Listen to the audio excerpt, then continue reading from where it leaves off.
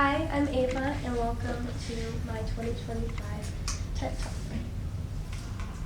So to start, I would like everyone in the audience to close your eyes and focus on a sound in the room or out in the hallway.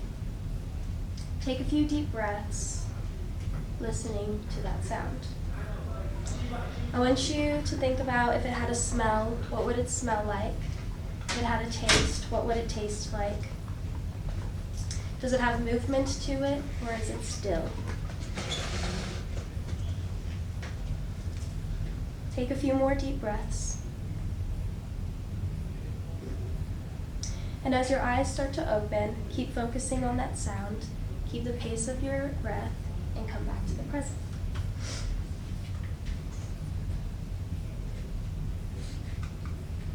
Yoga has become a popular practice in the United States. As yoga has gained popularity and has become more accessible in health markets, fitness centers, and social media and apps promoting the benefits of yoga, there is an ongoing debate surrounding whether or not yoga has lost touch with its traditional Hindu roots. This led me to ask the question, what impact does Western culture have on the practice of yoga in the United States? So to start, what is yoga? Yoga is the Sanskrit term for yoke or union, which means to unite or join, and this symbolizes union between the mind and body. Yoga is essentially a spiritual discipline based on an extremely subtle science, which focuses on harmonizing the energy between your mind and body. There are 5 main time periods in yoga that have led up to the yoga we know today. The first is Vedic, then pre-classical, classical, post-classical, and modern day. Yoga came to the United States in 1893 when Swami Vivekananda introduced yoga during the World Conference on Religion in Chicago, and since then yoga gained quite a popular popularity whenever in the 70s and the 80s, and it especially became really popular whenever people discovered that you could take the physical benefits of yoga and the practice of yoga and separate it from its religious and spiritual aspect of it and just use it as like a form of exercise or movement. So in the United States, an estimated 36 million people practice yoga. Yoga's popular and widespread transformation is usually not found at the foot of a guru, but found through versatile commodities such as commodities in health markets, fitness centers, and forms of marketable products like mats, clothing brands, DVDs, and retreats.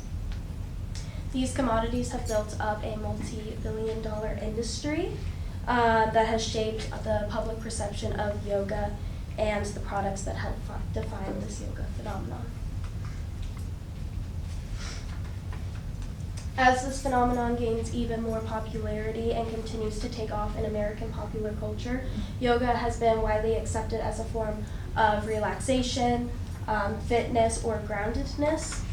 Yoga's transformation from a religious practice to a well-commercialized phenomenon has become a highly discussed topic in religious studies, which led me to look into the secularization theory.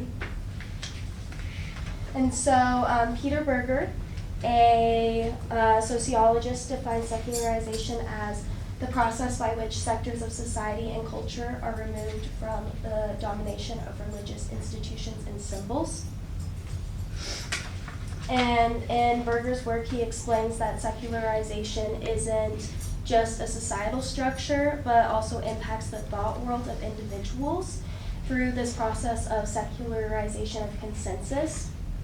And this is where people's inner world, such as their thoughts, beliefs, and ways of seeing life become secularized.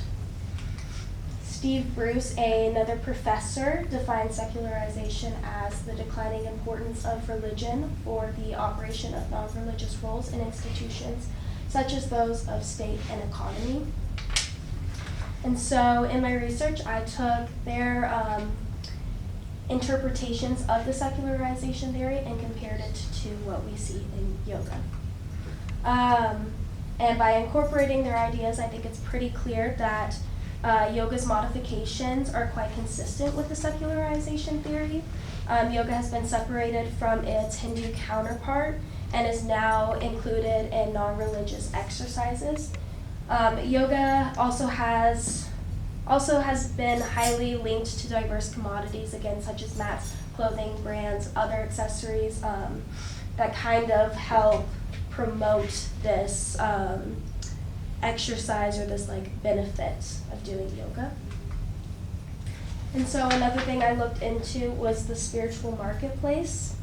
And the concept of the spiritual marketplace highlights how religion or religious experiences can be practiced outside of the traditional religious framework. And this allows these frameworks to flourish in the context of secularization and commodification. Yoga in particular has contributed to the success of the spiritual marketplace, as well as like the success of like other religious commodities. And so while some scholars like Bruce believe that the spiritual marketplace is merely just a product of secularization, other scholars like Wade Clark Ruth and Christopher Partridge believe that this marketplace provides evidence that religion is still something that we're really hungry for in our culture.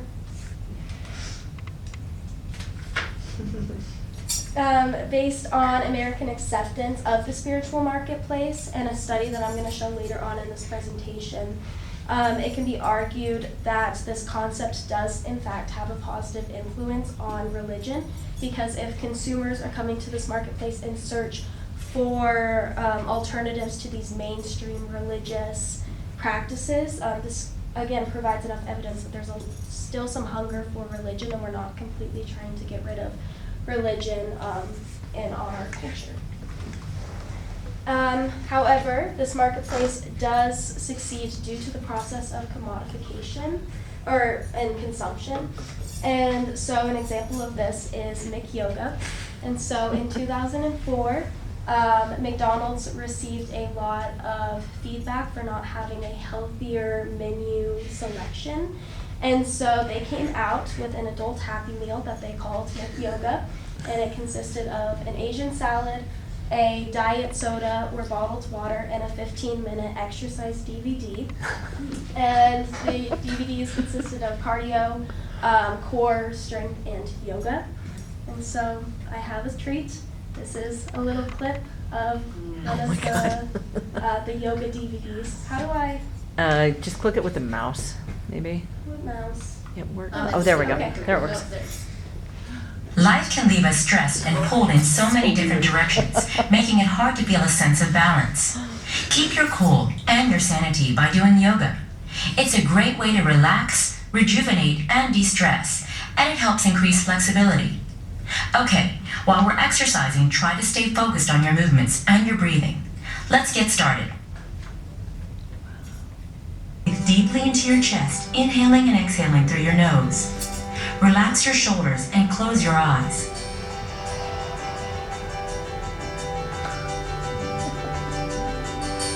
Let's begin thinking about your breathing. In yoga, you'll breathe in and out through your nose. This will help to create warmth in your body and help to focus on your body's energy.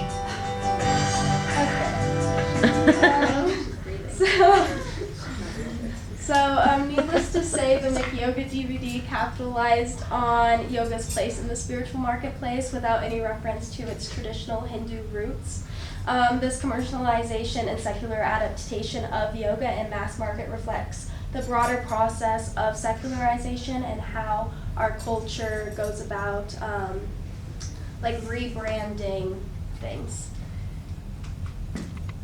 But while the commercialization and commodification of yoga and meditation has democratized access and has also unfortunately diluted the authenticity of these ancient practices, yoga has not lost touch with its traditional Hindu roots. And to back up my thesis statement, I have this study titled The Yoga Boom in Western Society. And this study offers an interesting examination on how the motivation between spiritual or physical intentions when practicing yoga affects your overall psychological well-being, and how you're benefited from practicing yoga based on your motivations towards the practice. And this study had about 235 participants and aimed to compare initial and ongoing spiritual intentions to physical intentions when practicing yoga, as well as assessing how these intentions evolved over the course of time and the relationship between these intentions and psychological well-being. And they measured this based off of life satisfaction and meaning of life. And participants, when they first started the study, they noticed that participants initially had stronger physical motivations compared to those with spiritual ones. However, over the course of time, spiritual intentions became more prominent, indicating a shift in focus, as practitioners with a stronger spiritual intention reported significantly higher levels of psychological well-being compared to those with primarily physical motivations. This was evident in both hedonic well-being and eudaimonic well-being. And the study outlines that while many individuals in Western society begin yoga for the physical benefits, the practice has the potential to foster spiritual growth the more and more you practice it, which enhances psychological well-being, as they were trying to get across in this study. This underscores the importance of acknowledgement and integrating the spiritual dimensions of yoga back into our Western practices. And so,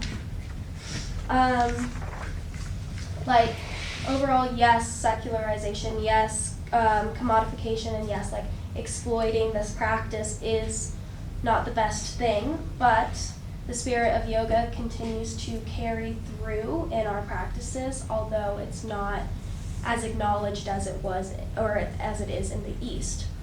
And so, for my last little bit, I would like everybody to close their eyes once again and try to find that sound that you were focusing on at the beginning of this presentation. And as you do this, I want you to think about when you stopped focusing on that sound.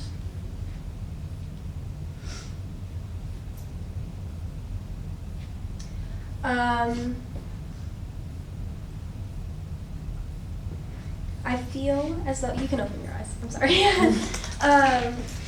So if you were able to find that sound, I was thinking a lot about this whenever I was coming up with my presentation of how I wanted to wrap this up. And for some, if you were able to find that sound all the way throughout this presentation and you were able to find it, I feel like in a way that kind of symbolizes how the spiritual aspect of yoga has continued to follow us through our Western practices. No matter how much we choose not to focus on the origins of yoga and its Hindu roots, that spiritual side of it is still following us, even though we're not marketed towards that part of it, and it's more of the physical stuff.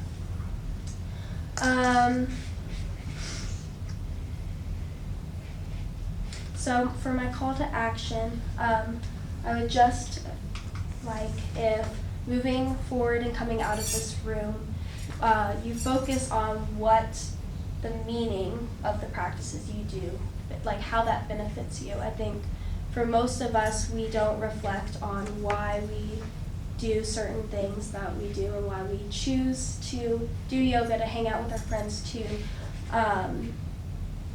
put effort and time into things that make us happy. And so leaving this room, if you choose to practice yoga, being mindful of its origins and why you're practicing it, because in society we can get so caught up in fitting this perfect picture of a healthy lifestyle or body image or fitness goals, and so it's important to take a moment and reflect on why you choose to do the things you do. And for me, part of the reason I do yoga is to help keep myself grounded. Thank you.